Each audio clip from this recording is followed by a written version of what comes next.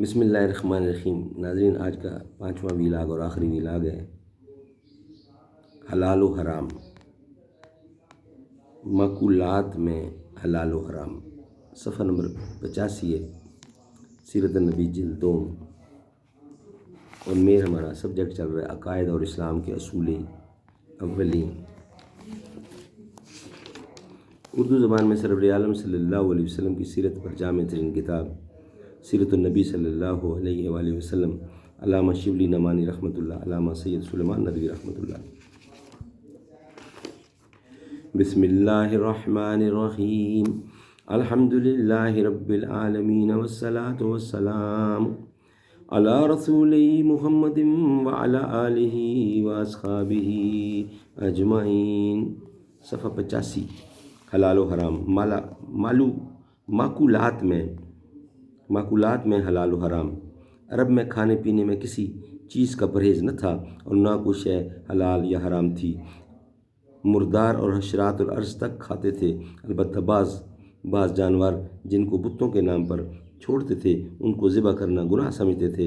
بعض جانوروں میں یہ نظر مانتے تھے کہ مرد کھا سکتے ہیں، عورتیں نہیں۔ اگر بچہ مردہ پیدا ہو تو مرد عورت دونوں کھا سکتے ہیں، اور وہ زندہ ہو تو صرف مرد کھائیں، اور اسی قسم کے اور بعض بت پرستانہ رسوم تھے۔ سورۃ انعام میں جو مکہ میں نازل ہوئی تھی، ان رسوم کا بہ تفصیل ذکر ہے۔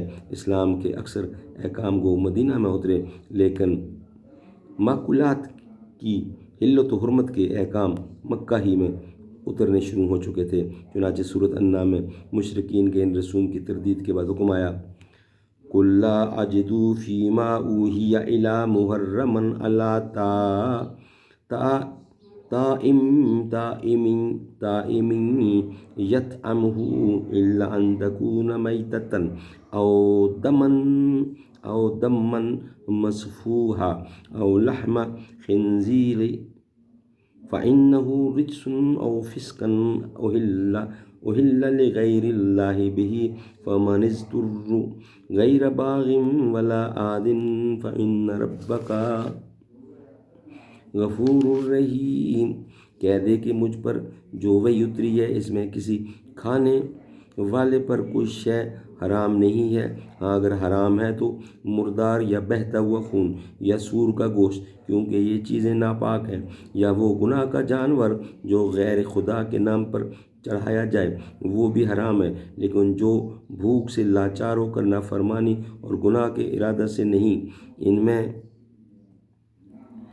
یہ سنہ اس قیاس سے شارحین حدیث نے اختیار کیا ہے۔ اس وقت حضرت ابو ہریرہ مدینہ میں موجود تھے، اور یہ ثابت ہے کہ وہ اسی سال بزماتہ فتح خیبر مدینہ میں آئے تھے۔ واقعہ افق اسی سال ہوا تھا، اور یہ اسی تعلق سے نازل ہوئی تھی یہ صورت، اس لیے اس کے لیے سن 5 کا زمانہ متعین کیا گیا۔ ان میں سے کچھ کھاتے تو تیرا پروردگار معاف کرنے والا اور رحم کرنے والا ہے۔ مشرکین کو سب سے زیادہ تعجب اس پر ہوا کہ جو آپ سے مر جائے اس کو حرام کہتے تھے، اور جس کو خود اپنے ہاتھ سے مارے اس کو حلال جانتے ہیں، حالانکہ دونوں میں کوئی فرق نہیں۔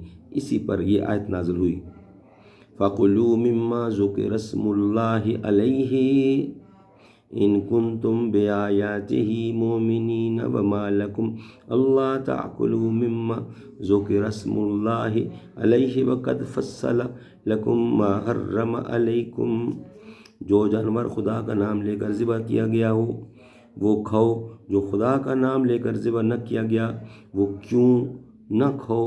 خدا نے تم پر جو حرام کیا ہے اس کو تو وہ بیان ہی کر چکا۔ اس کے بعد مکہ معظمہ ہی میں سورۃ نحل کی آیت فَكُلُوا مِمَّا رَزَقَكُمُ اللَّهُ نازل ہوئی، جس میں اس حکم سابق کا احاطہ کیا گیا، اور یہی 4 چیزیں مردار خون اور سور اور بتوں پر چڑھاوے حرام بیان کی گئیں۔ مدینہ طیبہ میں آ کر پہلے سورۃ بقرہ انما حرم علیکم المیتۃ، تیسری بار یہ محرمات اربع بیان کیے گئے، محرمات اربع۔ عرب میں حلال و حرام کی تمیز کم تھی۔ وحشت و جہالت کے علاوہ اس کے ایک سبب عالم غربت اور افلاس تھی، اس لیے مسلمانوں کو مالی حالت جیسے جیسے درست ہوتی جاتی تھی، حلال و حرام کی تفریق بڑھتی جاتی تھی۔ لوگ عموماً مردار اسی کو سمجھتے تھے جو بیمار ہو کر اپنی موت سے مر جائے، اس لیے اگر وہ کسی سبب سے جانور مر جاتا تو اس کو حرام نہ سمجھتے۔ ہجرت کے 4-5 سال کے بعد سورۃ مائدہ میں مردار میت کی تفصیل بیان کی گئی ہے، یعنی یہ کہ یا وہ گلا گھٹنے سے مرا ہو، یا گردن ٹوٹنے سے مرا ہو، یا اوپر سے گر کے مرا ہو، یا کسی جانور کا سینگ لگ کر مر گیا ہو، یا کسی جانور نے اس کو پھاڑ ڈالا ہو۔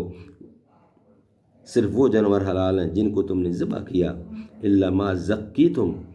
سن 7 ہجری میں جب مسلمانوں کو خیبر کے فتوحات اور جاگیریں ہاتھ آئیں تو جانوروں میں سے بھی حلال و حرام کی تفریق کی گئی اور اعلان کیا گیا کہ آج سے گدھا، درندہ جانور اور پنجہ دار پرند حرام ہے۔ سن 8 ہجری میں فتح مکہ کے بعد طے کے قبیلہ نے جو عیسائی تھا اسلام قبول کر لیا، اور شام کے بعد عیسائی مسلمان ہوئے۔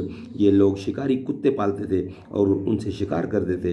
اسلام لانے پر ان کو معلوم ہوا کہ مردہ جانور حرام ہے۔ انہوں نے حضور اکرم کی خدمت میں اپنا حال عرض کیا تو اس پر یہ آیت اتری، یسألونک ماذا احل لہم قل احل لہم الطیبات۔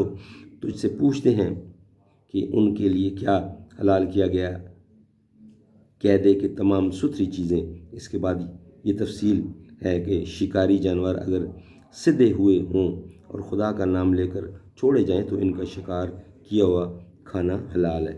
انشاءاللہ باقی نیکسٹ پیش کیا جائے گا۔ شراب کی حرمت۔